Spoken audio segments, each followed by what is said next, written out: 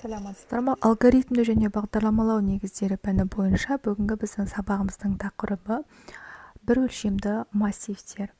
Массив дегеніміз белгілі бір элементтердің белгілі бір реттілікпен орналасқан жиынтығын айтамыз. Массивтердің бір өлшемді, екі өлшемді және көп өлшемді деген түрлері бар. Бүгін біз бір өлшемді массивтерге тоқталамыз. Қазір сіздердің алдарыңызда 7, 6, 8, 9 осы 5 саннан тұратын сандар тізбегі көрсетілген. Яғни бұл бір өлшемді массивтер белгілі бір тәртіппен орналасқан сандар тізбегін айтып отырамыз. Ал енді біз осы C+ тілін қолданған кезімізде массивқа ең бірінші ат береміз. Ең бірінші массивке ат береміз. Кез келген атты беруге болады. Одан кейін міндетті түрде тік жақша жазамыз. Тік жақшаның ішіне біз массивтің қанша элементтен тұрады. Мысалы, 5 саннан тұра ма, 6 саннан тұра ма, немесе біздің массивіміз 2 саннан тұрса, мысалы, 2 деп қоямыз. Одан кейін, мысалы, тең қойып, тік жақшаның ішіне біз жазып қойсақ болады. 1, 3 деп. Біз көріп отырғандай, А дегеніміз массивтің аты, 2 дегеніміз элементтер саны, яғни менде 1 және 3 осы 2 саннан тұратын массивім, осылай көрсетуге болады.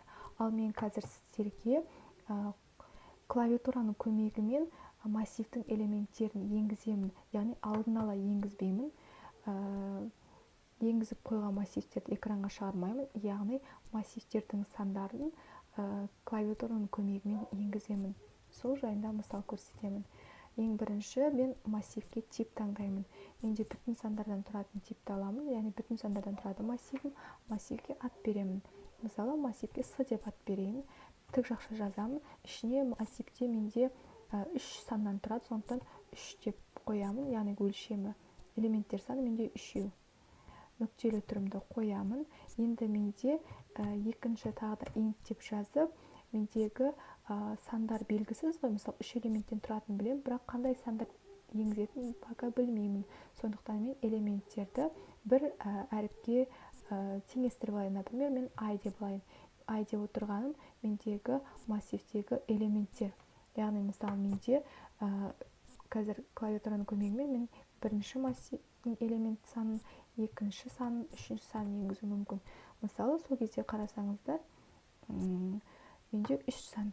Мен білмеймін, бірақ осы сандарды мен I деп алып отырмын осы жерде. Жалпылама I деп алып отырмын сандарды. Айдан кейін мен нүктелі түрімді қоямын. Енді тағы да айта кететінім, мысалы 8, 7, 9 осы менде 3 саннан тұрады дедім. Орналасу реттілігі бойынша менде 8 ол 0-ші тұрған сан. 7 менде 1-ші тұрған сан. 9 ол 2-ші тұрған сан деп айтылады. Яғни массивтердің орналасу реттілік ол 0-ден басталады. 0-ші тұрған элемент деп айтылады. Ал енді мен қазір жазамын, цикл беремін осы жерден. For жақша ашамын. Мендегі сандарды жалпылама мен I деп алып отырмын, оны тең 0 деймін. Өйткені менде орналасу реттілігі бойынша ол 0-ші элементім менде 8. 0-ші элементім. Нүктелі түрімді қоямын, I шектеу қоямын 3-ке. Өйткені мендегі элементтер саны 3-ке, 3-ақ элемент, менің массивімде 3 қана элемент орналасқан. Түр қоямын I++. Енді мен фигурная скобка ашып, sin жазамын. Sin, яғни мен қазір массивтің элементтерін енгіземін клавиатураның көмегімен. Sinнан кейін міндетті түрде осындай знак қойылады. Енді менде массивтің аты С, элементтері I. Осылай жазамын, яғни нүктелі түрімді қоямын. Енді фигурная скобкамды жабамын. Жаптым. Енді мен енгізілген элементтерді енгіздім. Қазір енгізілген. Қазір тексеріп көрейін.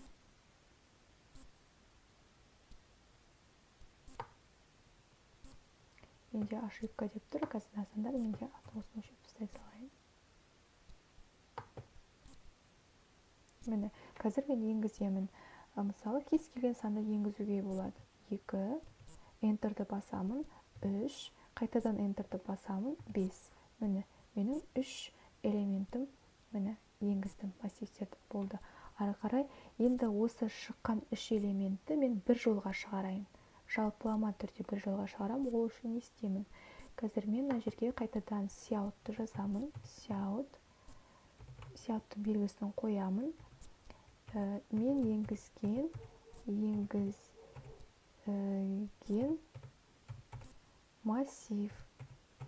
массив деп массив жазамын, оны тырнақшаға аламын. Тең белгісін қоямын, тырнақшаны жабамын, нүктелі түрімді қоямын. Қайтадан for'ды жазуым керек. Копировать етіп алайын, жерге қоямын. Осы жерде мен қайтадан фигурная скобка ашамын, Cout деп жазамын. Енді мен жалпылама түрде шығаруым керек бір жолға. Менде массивтің аты С, элементтері тікжақша, элементтері I. Енді әрбір массивтің арасында менде бос орын қалдыру үшін мен тырнақша, бос орын, тырнақша, нүктелі түрімді қоямын, фигурная скобкамды жабамын. Енді тексеремін, фигурная скобкаларым дұрыс тұр ма?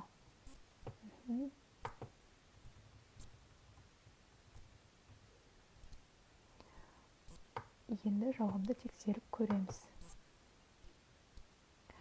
Бірінші элементі массивтің кез келген санды алып 3 деп алайын, екінші элементін 5 деп алайын, үшінші элементті 7 деп аламын, қайтадан Enter'ді басамын.